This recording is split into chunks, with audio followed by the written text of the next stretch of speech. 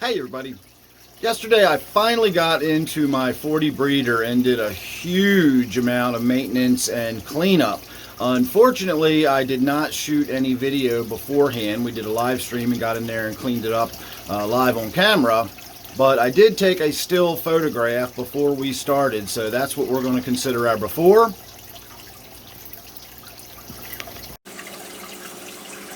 And there's your after.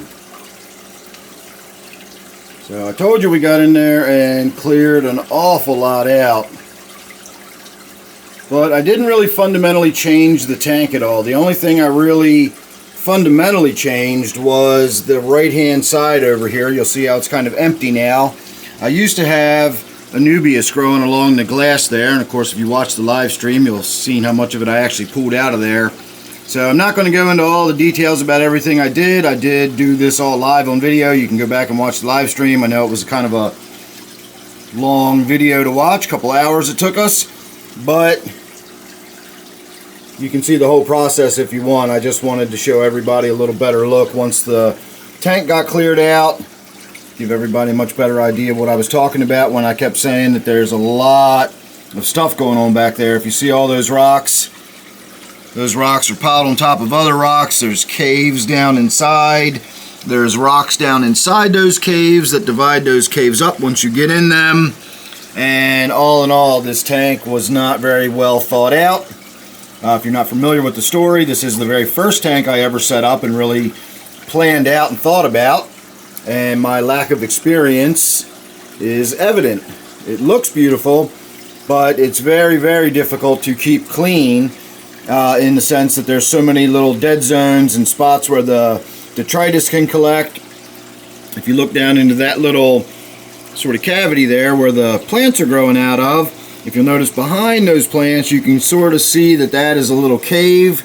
It goes underneath of that piece of wood, which connects to being underneath of this rock, and that goes all the way into the back. So there's just a lot of space underneath the things and behind things in this tank. But it is starting to shape up and look good. Got a little bit of that Blackbeard algae still in there. I'm going to get some nearite snails. I might even make the trip over to PetSmart today to do that. The one area where I really couldn't remove a lot of the Blackbeard algae that seemed to be growing on the surface of everything was that Anubias there that is attached to that piece of wood. I'm afraid if I tried to get that off of there, it would actually tear the entire piece of Anubias off of there, and I'm not prepared to do that just yet. That is been on there since day one, and it's been growing on there for years and years. I feel bad enough about pulling the stuff out of the substrate, and that should be easy enough to plant again. The fact that I, would pull something off of a piece of wood that it's rooted to is not something I really want to do. But you can see how that wood is part of this tank now. These plants are sort of rooted into it and they're growing. Even this crypt back here, and the Anubias is growing into the wood. So the tank's really going to undergo some changes now that all these plants are getting a lot of light. They were completely covered by the Blackbeard algae, was just growing over everything, not to mention the abundance of plants. The plants had been producing offspring for years, and I'd never been in there cleaning them out, so they were just piling on top of each other more and more and more, and it got to the point where these plants that you can see now weren't even, you couldn't even see them before. They were just buried underneath of their offspring. But you can see where the roots have gone all down through this wood, and we've got little bits of Java ferns sprouting out all along that length of wood.